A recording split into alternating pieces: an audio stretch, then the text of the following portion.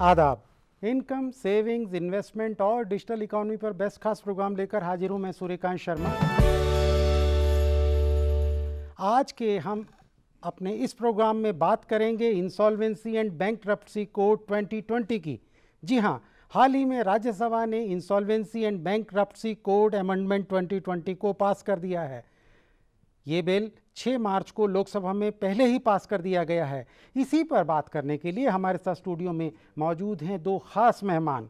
हमारे साथ मौजूद हैं IBBI के चेयरपर्सन डॉक्टर MS साहू और जाने माने इकोनॉमिस्ट डॉक्टर शरद कोहली। हम आप दोनों मेहमानों का अपने स्टूडियो में वेलकम करते हैं और मैं पहला सवाल डॉक्टर MS साहू से करना चाहूँगा कि डॉक्टर साहब, इंसॉल्वेंसी बैंकरप्सी अमेंडमेंट एक्ट 2020 क्या है? देखिए, आप सब लोग को पता है सारा दुनिया भर में कोरोना का प्रादुर्भाव चल रहा है। इसी वजह से भारत में सारे राज्यों में और भारत बाहर में भी डिफरेंट ड्यूरेशन के लिए लॉकडाउन हुआ है।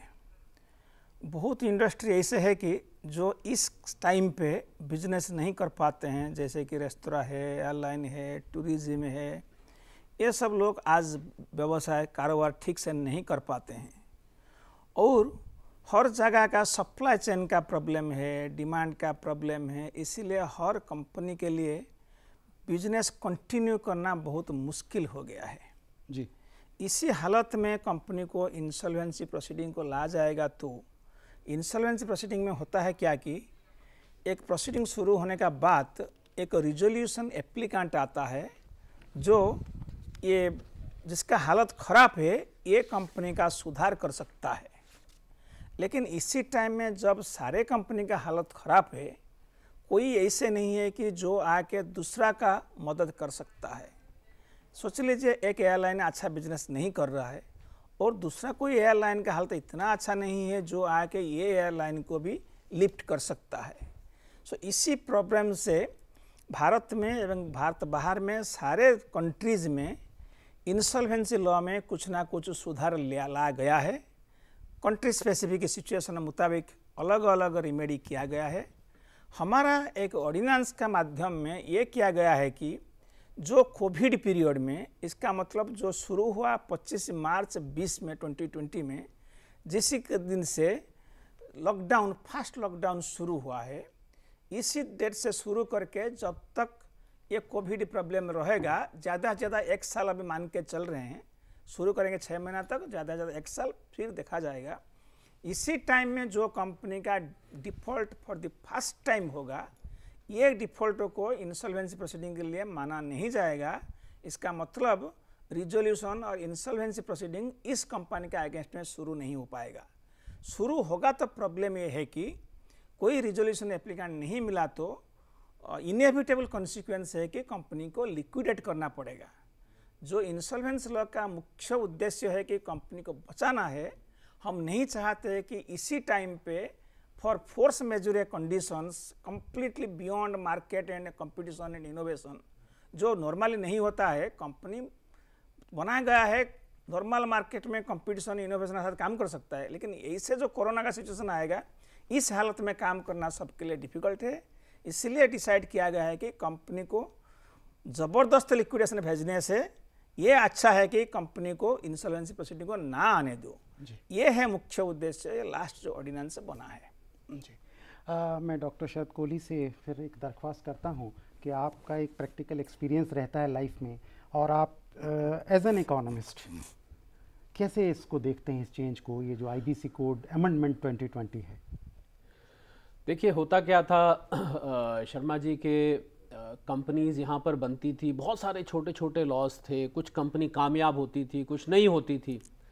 और सबसे बड़ा मुद्दा जो होता था वो होता था जब कंपनी लोन ले लेती थी, क्रेडिट ले लेती थी, तो उस समय जिसने क्रेडिट दिया हुआ है, जिसने लोन दिया हुआ है, उसको कंपनी से वो वसूलने में बड़ी दिक्कत आती थी कि वो कैसे वसूले, सिविल केस फाइल करे।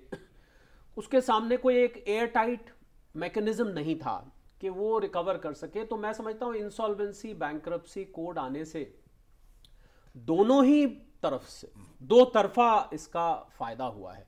पहला, जो लेंडर्स हैं जो क्रेडिट देते हैं उनको फायदा हुआ है कि अब उनके पास एक रास्ता है। अगर कंपनी जिद करती है नहीं देने का, या कंपनी किसी के पैसे, जैसे आम हम भाषा में कहते हैं मारती है, कंपनी किसी के पैसे मार लिए या वो नहीं दे पा रही, तो उनके सामने एक रास्ता है, आईबीसी का सहारा लेके उसको जल्दी लिक्विडेट किया जा सकता है, उसको डिसॉल्व किया जा सकता है। और दूसरी तरफ अगर हम दूसरा इसका पहलू लें कि कंपनी के एंड से क्या बेनिफिट, क्या खाली लेंडर्स को ही या लोन देने वालों को ही फायदा है? जी नहीं, कंपनीज को भी फायदा है, क्योंकि कंपनी के अपने आप को बुझाने का, अपने आप को एक्सटिंग्विश करने का, अपने आप को एग्जिट करने का जी बहुत मुश्किलात थे, उसमें इतना आसान नहीं होता था। तो मैं समझता हूं कुछ लोग ये मानते हैं कि इंसॉल्वेंसी बैंक्रप्सी कोड खाली लेंडर्स के फेवर में है, उन्हीं का फायदा पहुंचाता है जिन्होंने पैसा कंपनी को दे रखा है या जिन्होंने कोई ऑपरेशनल क्रेडिट दे रखा है।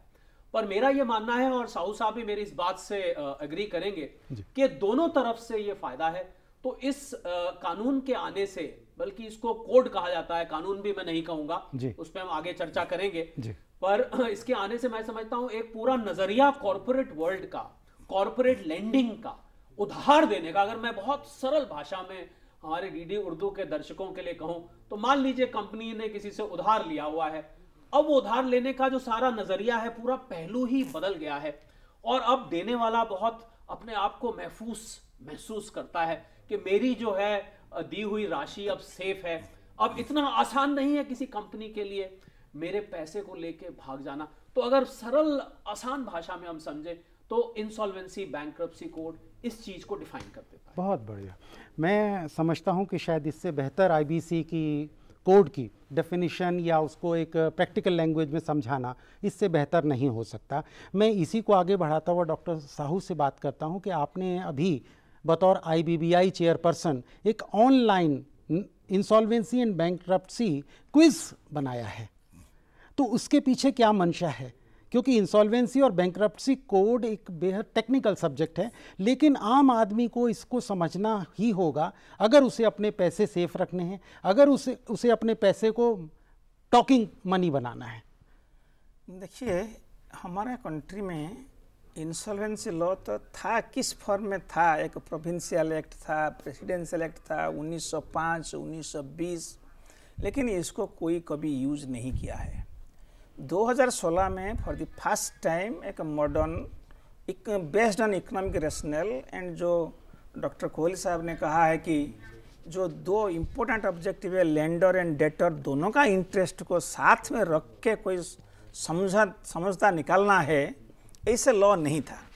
और ये लॉ का और एक मुख्य उद्देश्य था जो डॉक्टर कोहली साहब ने भी कहा, हमारा लॉ था 1992 से हमने शुरू किया एक अभियान, बिजनेस शुरू करने का तरीका जितना आसान हो सकता है, फ्रीडम टू स्टार्ट बिजनेस। इसमें कुछ हालत सक्सेस होने का बाद 2000 में कंपटीशन लॉ बन गया 2002 में, तब हमारा फोकस आ गया कि फ्रीडम एट मार्केट प्लेस कितना अच्छा से compete कर सकता है। और अंदर तो आ गया, व्यवसाय शुरू कर लिया, लेकिन व्यवसाय ठीक नहीं चल रहा है, इसको निकलना है, वो तरीका नहीं था। वो 2016 में ये लॉ आया, इसको कहते हैं freedom of exit. This is like we talked about civil freedom और इंडियन इंडिपेंडेंस मूवमेंट। ये इकोनॉमिक फ्रीडम भी इतना इम्पोर्टेंट है जितना हमारा इंडिपेंडेंस ऑफ इंडिया का इम्पोर्टेंस है। और इसी को मैं एविडेंस दे सकता हूँ, तो 92 से हमारा ये स्वाधीन का सिलसिला शुरू हुआ जी। 92 से 2020 तक irrespective of party in power, irrespective of business cycles, growth rate हमारा 7% ऑन एवरेज 30 साल हो रहा है। इसको कंपेयर करो 1947 से 1992 तक एवरेज ग्रोथ रेट इसका आधा था। सो फ्रीडम इतना फर्क कर दिया है हमारा देश को। और ये सिर्फ बिजनेस के लिए नहीं है, सारे किस्म का बिजनेस का है, कंपनी है, प्रोप्राइटरशिप है, पार्टनरशिप है, लिमिटेड लायबिलिटी पार्टनरशिप है। ये लॉ भी इंडिविजुअल के लिए भी बना गया है। इंडिविजुअल भी कुछ हो सकता छोटा बिजनेस शुरू किया है, ना किया है भी तो भी पर्सनल लाइफ में भी कुछ कंज्यूमर लोन लिया है। सो ये भी ऐसे फंस जाता है। और कभी कभी हम देखते हैं कि इनफॉर्मल सेक्टर से लोग लोन लेते हैं और वो informal sector they don't follow formal means of recovery, sometimes they become uncivilized also. So ये लॉ सबके लिए बनाया गया है, कॉर्पोरेट से इंडिविजुअल तक सबका फायदा के लिए ये बना गया है। और ये लॉ का है कि सबको निकलना है, इंडिविजुअल का भी इतना डिफिकल्ट प्रॉब्लम है। सो ये जो हम क्विज कर रहे हैं, ये सारा ये लॉ अभी इंडिविजुअल पार्ट इम्प्लीमेंट नहीं हुआ है, थोड़ा छोटा पार्ट हुआ है जिसको हम कहते हैं पर्सनल गारंटर टू कंपनीज। लेकिन before we go for the entire mass of 1.3 billion population, ये सारे लोग को इफेक्ट करता है। सबको पता होना चाहिए ये लॉ को यूज कैसे करें और करने में क्या फ़ायदा है। ये अवेयरनेस क्रिएट करने के लिए IBBI बहुत कुछ प्रोग्राम कर रहा है। इससे ये एक छोटा क्विज शुरू किया है जिससे कि ज़्यादातर लोग पार्टिसिपेट कर सकते हैं, पता लग सकता है कि ये नया लॉ क्या है। जी, तो अवेयरनेस को प्रमोट करने के लिए आपने ये ऑनलाइन नेशनल इंसॉल्वेंसी क्विज किया। मैं यहीं से इसकी बेसिक पे आता हूँ। डॉक्टर कोहली, इंसॉल्वेंसी और बैंक्रप्सी क्या है और इनमें डिफरेंस क्या है? अक्सर माना जाता है कि इंसॉल्वेंस हो गया तो बैंक्रप्ट भी हो गया। देखिए, बहुत अच्छा आपने सवाल पूछा है, क्योंकि जब ये आया था शर्मा जी, तो लोग यही सोचते थे कि इंसॉल्वेंसी, कुछ तो इंसॉल्वेंसी बैंक्रप्सी को एक ही समझते थे और उनको फ़र्क नहीं पता था। अब जब से उन्होंने कहा कि अगर सरकार ने ऐसा कोड निकाला है कि इंसॉल्वेंसी एंड बैंक्रप्सी कोड, तो इसका मतलब कुछ ना कुछ फ़र्क तो होगा। तो हम अपने दर्शकों को आज ये राज खोल ही देते हैं कि क्या फ़र्क होता है। देखिए, इंसॉल्वेंसी एक इकोनॉमिक स्ट्रेस की सिचुएशन है कि मतलब आपके पास अब कहते, दिवालिया सुना होगा आप लोगों ने, आराम ज़रूर सुना होगा, बहुत बार सुना होगा। खैर, हम दिवालिये पे नहीं जाते। मतलब आपको दिक्कतें बढ़ रही हैं, आपके पास पैसा ख़त्म होता जा रहा है, आपके पास अपने लोन्स को वापस करने के लिए अब उतना धन मुहैया कराना मुश्किल हो रहा है। तो इकोनॉमिक स्ट्रेस जब बिल्डअप होती है, उसकी आप ऐसा समझ लीजिए कि बैंक्रप्सी की राह में कहीं इंसॉल्वेंसी आती है। और जब हम बैंक्रप्सी की तरफ जाते हैं तो वो एक डिफाइंड ऑर्डर पास हो गया आपके खिलाफ कि अब आप बैंक्रप्ट हो गए। अब आपके पास वाकई में जितना दे सकते थे दे दिया, जितना भुगत सकते थे भुगत गए, अब बस कुछ नहीं बचा, जिसको कहते हैं आप हाथ खड़े कर दिए। तो आप समझिए कि एक रास्ता है, उस रास्ते का एक पड़ाव, अगर मैं आसान भाषा में फिर कहूं, उस रास्ते का एक पड़ाव है इंसॉल्वेंसी। और उसका जो मकाम है, बहुत अच्छा मकाम तो नहीं है, बैंक्रप्सी को बहुत अच्छा मकाम नहीं होता, पर क्योंकि हमने समझना है तो इंसॉल्वेंसी एक इकोनॉमिक स्ट्रेस है और बैंक्रप्सी उसका जाके एक ऑर्डर जब पास हो जाता है, कंक्लूसिव ऑर्डर। आजकल कोड IBC के अंडर NCLT का कोड बना हुआ है, NCLT एपेलेट ट्राइब्यूनल भी है, उसके बाद और भी रास्ते रहते, पर आप समझ लीजिए जब एक मकाम पे आप पहुंच गए तो आपको बैंक्रप्ट फिर घोषित कर दिया जाता है। जी, बहुत बेहतर। डॉक्टर साहू, अभी हमने इंसॉल्वेंसी और बैंक्रप्सी में फ़र्क देखा। इससे एक चीज़ और आ रही है मेरे दिमाग में, जहन में, वो ये कि अभी मैंने कहा IBC कोड 2020 या IBC कोड 2016, 2018, 2019, एक्ट क्यों नहीं है इसमें? क्या कोड और एक्ट में कोई डिफरेंस है? अच्छा, 2016 में ये कोड बना था, इंसॉल्वेंसी एंड बैंक्रप्सी कोड। इसका बाद में जो अमेंडमेंट होता है, 5 बार अमेंडमेंट हो चुका है और इसको कहते हैं अमेंडमेंट एक्ट। ये हम नहीं कहते हैं कि कोड 18, कोड 20, कोड एक ही है, कोड रिमेन्स 2016। इसी में कुछ कुछ सुधार किया जाता है। कोड का मतलब है कि हमारे पास कोड भी पहले था, सिविल प्रोसीजर कोड है, क्रिमिनल प्रोसीजर कोड है। रिसेंटली आपने सुना होगा कि इंडियन फाइनेंस कोड बनने जा रहा था, अभी कुछ रुक गया है। और कुछ भी वेज मामला में कोई एरिया में भी कोड है। कोड का इतना तो लीगल स्ट्रिक्ट डेफिनेशन नहीं है कि ये अलग है एक्ट से, बट ज़्यादातर हम मानते हैं कि जो कंप्लीट है, सेल्फ कंटेंट है, सारे चीज़ जो शुरू से एंड तक सब चीज़ इसमें डील होता है। आपको और कोई लॉ का पर कुछ डिपेंड करना नहीं पड़ेगा, एक ही कोर्ट में सब हो जाएगा। और यह है कि मैंने जब पहले कहा, सारे किस्म का इंसॉल्वेंसी, कॉर्पोरेट से, इंडिविजुअल से, दुनिया का सबको पहले 2 अलग लॉ था सिर्फ इंडिविजुअल के लिए। कॉर्पोरेट के लिए 5-7 लॉ था, कंपनीज एक्ट था, सिक्का था, सरफेसाई था। ये सब मिला के अभी एक ही लॉ बना दिया गया है। So all kinds of people के लिए बना गया है और एंटायर प्रोसेस इसी में डील हुआ है, इसीलिए को कोड माना जाता है। अगर इसको मैं सही शब्दों में कहूं तो बहुत सारे एक्ट्स को एक कोड में कन्वर्ट कर दिया गया, एक बॉडी में या एक बुक फॉर्म में कन्वर्ट कर दिया गया, जिसे हम कोड कहते हैं। उसको अगर शर्मा जी अगर ऐसे देखें, मैं अगर साहू साहब की बात में कुछ और जोड़ दूं, तो ऐसे देखें कि कुछ छोटे छोटे बहुत सारे लॉज थे पुराने, कुछ को रीअपील कर दिया गया, कुछ तो उन सबका एक बुके बना दिया गया। आप समझिए बुके में छोटे छोटे फूल होते हैं, कई किस्म के होते हैं, तो जब आप पूरे को बुके कहते हैं तो कोड एक प्रकार से बुके है। छोटे छोटे कुछ नए बनाए गए कानून और कुछ पुराने एक्ट्स को रीअपील करके उस पूरे को हमने एक बुके फॉर्म में कोड कह दिया। अब मैं एक बेसिक सवाल पे आता हूँ जो कि हर बिजनेसमैन से लेके आम आदमी के दिमाग में आता है, इकोनॉमिक रिफॉर्म्स। इकोनॉमिक रिफॉर्म्स के बारे में बहुत सारी बातें हैं, तो क्या आईबीसी कोड को हम एक इकोनॉमिक टूल माने या अपने आप में एक कंप्लीट रिफॉर्म माने? मैंने थोड़ी देर पहले कहा कि रिफॉर्म, इकोनॉमिक रिफॉर्म हमारा 1992 से शुरू हुआ। रिफॉर्म का मतलब सिर्फ यही है कि लोगों के लिए बिजनेस करना आसान करना है, लोगों का पास फ्रीडम होना चाहिए जी। इसलिए वर्ल्ड बैंक इसको मानता है कि ease of doing business for में मेजर करता है कि ये देश में कितना आसान है बिजनेस करना। आसान का मतलब है कि लोगों के हाथ में फ्रीडम है क्या, बिजनेस शुरू करने के लिए, बिजनेस क्लोज करने के लिए, मार्केट प्लेस में कम्पीट करने के लिए, ये बिजनेस क्लोज करके इसका रिसोर्स लेकर दूसरा बिजनेस में लगाने के लिए। ये होता है freedom at marketplace, freedom because we move to a market economy. So there is a kind of paradigm shift in the economic thinking, and IBC is a further paradigm shift. It gives the ultimate economic freedom to exit. With this, again, the bouquet of reforms or bouquet of economic freedom is complete. So this is a very fundamental economic reform, but in the space of freedom, and that makes the freedom space complete. Doctor Sharad Kohli इसमें कुछ और जोड़ना चाहिए?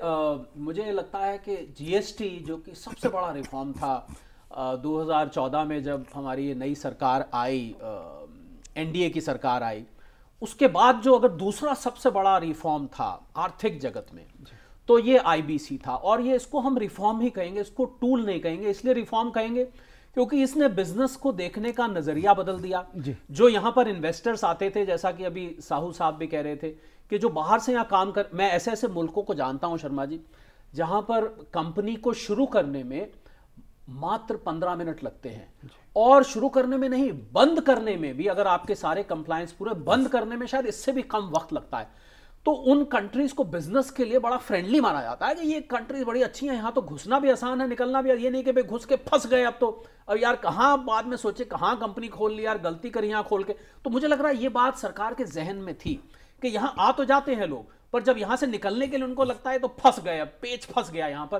तो मैं समझता हूँ बहुत बड़ा एक रिफॉर्म है, ये टूल भी है, रिफॉर्म तो है ही, साथ में टूल भी है, क्योंकि आपको ये बहुत सारी सहूलियतें देता है, बहुत सारे स्टेप्स लेने के बिजनेस से संबंधित आपको ये फैसिलिटी भी देता है। तो इसलिए पहले ये रिफॉर्म है, पर इसको अगर टूल भी कहें एक किस्म से तो वो खराब नहीं होगा। अच्छा साहू साहब, ये आईबीसी कोड क्या हमारे बैंकिंग या नॉन बैंकिंग सेक्टर को एम्पावर करेगा? बहुत एम्पावर किया है और फ़ायदा भी बहुत हो चुका है। इसका होता है कि जो इंश्योरेंस प्रोसेस शुरू होता है, ये राइट होता है डेटर का पास होता है, क्रेडिटर का पास होता है। डेटर अपने आप कंपनी कह सकता है कि मेरा हालत ठीक नहीं है, मैं इसको सुधारना चाहता हूँ।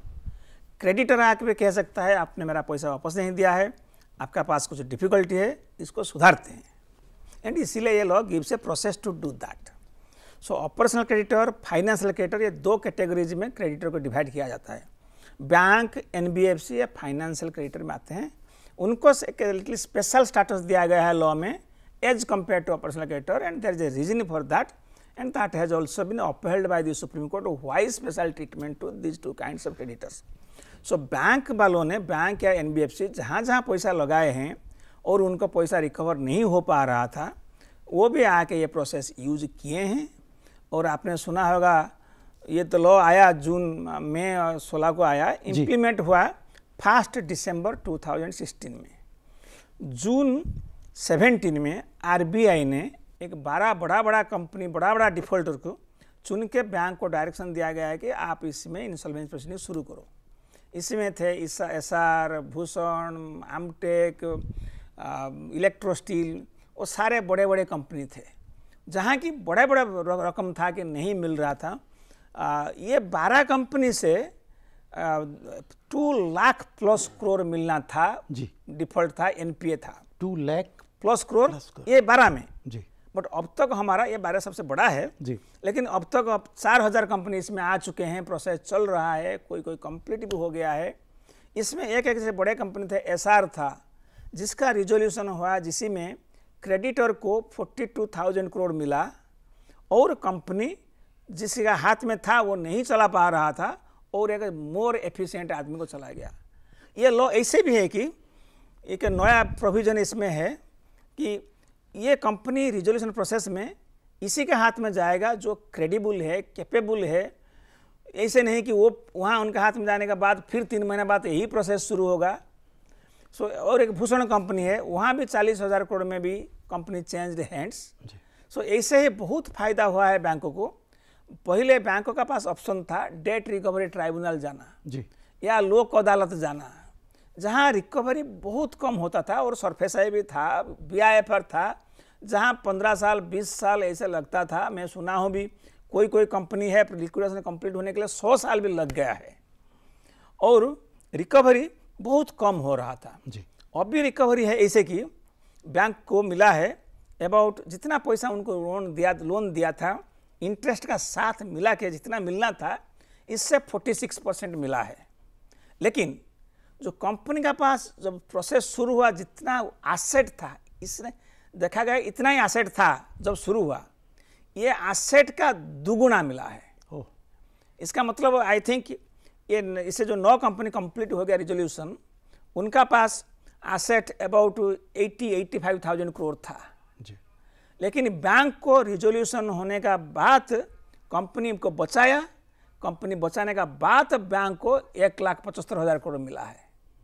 सो 100% 200% मिला है, जैसे 100% बोनस आप कह सकते हैं। नहीं तो कंपनी को आप बेच देते तो या पीस मिल में या डेट रिकवरी जहाँ भी जाते हो, जितना एसेट है इससे ज़्यादा नहीं मिलेगा, लेकिन एसेट जितना है इसका दुगुना मिला है और कंपनी भी बचा है। ऐसे ही फायदा हुआ बैंक को और एनबीएफसी को। कोहली साहब, अभी डॉक्टर साहू ने कहा कि डेट रिकवरी ट्राइब्यूनल, इसके साथ एक और टर्म है एनसीएलटी, तो इन दोनों का एरिया क्या है और क्या ये इस चीज़ को, इस थीम को अब करते हैं कि first desire and then desire? नहीं, बिल्कुल कॉर्पोरेट वर्ल्ड की देखिए, जो सारा आईबीसी का जो पूरा का पूरा एक इकोसिस्टम है जी, उसके 4 स्तंभ हैं, 4 पिलर्स हैं जी। उस पिलर्स में एनसीएलटी एक बहुत अहम पिलर है, आईबीबीआई तो पिलर है ही है, जो कि एडमिनिस्टर करता है, सारी चीज़ों को देखते हैं। साहू साहब उसके चेयरमैन हैं, उनको बेहतर जानकारी है कि वो सारा एडमिनिस्ट्रेशन। उसके बाद एनसीएलटी आता है, फिर इसमें एक इंटरिम रेजोल्यूशन प्रोफेशनल अपॉइंट किया जाता है, आईआरपी जिसको कहते हैं जी। वो इसका तीसरा पिलर है। पहला पिलर हो गया आईबीबीआई, दूसरा पिलर हो गया एनसीएलटी, तीसरा हो गया आपका आईआरपी, चौथा पिलर होता है कि इंफॉर्मेशन यूटिलिटीज होती है, जहां डेटा है, सारे लेंडर्स के बारे में जानकारी है। तो इन 4 चीजों को मिला के एक पूरा का पूरा ये आईबीसी का इकोसिस्टम बनता है। आपने एनसीएलटी की बात करी तो एनसीएलटी जो है एक क्वाजाई कोर्ट की तरह काम करता है, नेशनल कंपनी लॉ ट्राइब्यूनल। तो आपने पूछा कि डीआरटी और इसके बीच में फर्क, तो डीआरटी जो है वो डेट रिकवरी ट्राइब्यूनल है, वो बेसिकली फाइनेंशियल और बैंकिंग सेक्टर को ध्यान रख के बनाया गया है और बहुत सालों से है, आज से नहीं है, बहुत पुराना है। से देखते हैं और उसका जो सक्सेस रेट है, मुझे लग रहा है कि मैं दोनों को आपस में परस्पर विरोधी नहीं देखता हूं, एक दूसरे के खिलाफ नहीं देखता हूं, दोनों एक दूसरे को कॉम्प्लीमेंट करते हैं। एनसीएलटी में आपका केस जाता है जब आप आईबीसी एक्ट के अंदर अपने आप को लाते हैं, और डेट रिकवरी ट्राइब्यूनल उन कंपनीज की जो बैंकों से रिकवरी निकली हुई है, जो केसेस बोरोवर्स हार चुके हैं, उसको कैसे वसूलना है, कितना वसूलना है। हालांकि मैं ये मानता हूं, साहू साहब की बात से सहमत हूं कि डीआरटी का कोई बहुत बड़ा सक्सेस रेट नहीं है, और एनसीएलटी ने आके उसको सपोर्ट किया है और सपोर्ट करके उसकी अहमियत बढ़ा दी है। आज दोनों अगर मिल के चलें, आप समझ लीजिए एक साइकिल के 2 पहिए हैं, तो दोनों पहिए एक दूसरे को कॉम्प्लीमेंट करते हैं, एक भी पहिया ना हो तो दिक्कत होती है। पर एनसीएलटी में एक बहुत बड़ा फर्क जो आया है, वो मैं इस पे ज़रूर थोड़ी रोशनी डालना चाहूँगा। वो फ़र्क क्या है कि पहले क्या था कि क्यों नहीं पैसा लेने वाला पैसा वापस करता था। अगर हम इस पे जाएं, और ये आईबीसी का जो कहते हैं ना बिल्कुल आंख जो फोकस है वो यही है, इसलिए नहीं करता था वापस क्योंकि इतना लंबा वो प्रोग्राम चलता था। जैसे अभी साहू साहब ने बताया कि अगर किसी के पास 1 लाख करोड़ के एसेट्स हैं तो अगर आप 15-20 साल तक उसको च्युइंगम की तरह खींचे चले जाएंगे लंबा, तो होते होते क्या होता है, आपकी एसेट डिप्लीशन होती जाती है। थोड़ा सा आप जो अंदर इंटेंशन होती है वो भी बोरोवर की बदलती जाती है। अब एनसीएलटी की खूबसूरती क्या है, आईबीसी की खूबसूरती क्या है कि वहां एक टाइम बाउंड पूरा का पूरा प्रोसेस रखा गया है। 270 दिन का टाइम बाउंड प्रोसेस रखा गया। उसको हालांकि अभी थोड़ा बढ़ाया गया है, उसमें 330 तक किया गया, 330 तक किया, पर उसमें पूरा लिटिगेशन प्रोसेस कंप्लीट होना चाहिए। तो मैं समझता हूं ये जो टाइम बाउंड पूरी की पूरी प्रोसेस है, इससे फर्क आया है। और हालांकि स्टैट्यूटरी पावर्स तो डीआरटी के पास भी थी, ऐसा नहीं था कि डीआरटी के दांत नहीं थे काटने के लिए, या डीआरटी के पास ये ताकत नहीं थी कि वो जाके पैसा वसूल ले। पर ये जो कोर्ट के अंतर्गत एक अलग से कोर्ट बना एनसीएलटी, और उस कोर्ट ने एक समयबद्ध तरीके से, टाइम बाउंड तरीके से जो पूरा प्रोसेस किया, मुझे लग रहा है ज्यादा फर्क उससे आया है। पर फिर भी मैं डीआरटी को पूरी इज्जत देता हूं और मैं मानता हूं कि डीआरटी अपना काम करता है, दोनों एक दूसरे को कॉम्प्लीमेंट करते हैं। आप दोनों हमारे स्टूडियो में आए, डॉक्टर एम एस साहू और डॉक्टर शरद कोहली, आपका तहे दिल से शुक्रिया। समय की मजबूरी थी, वरना ये चर्चा और बेहतर होती और पीपल से भी होती।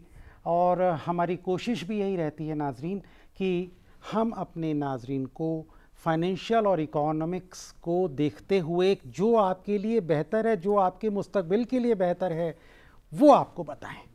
इंसॉल्वेंसी एंड बैंकरप्सी कोड उसी में एक अगली हमारी कड़ी थी, और पैसा बोलता है कि इस कड़ी में आज बस इतना ही।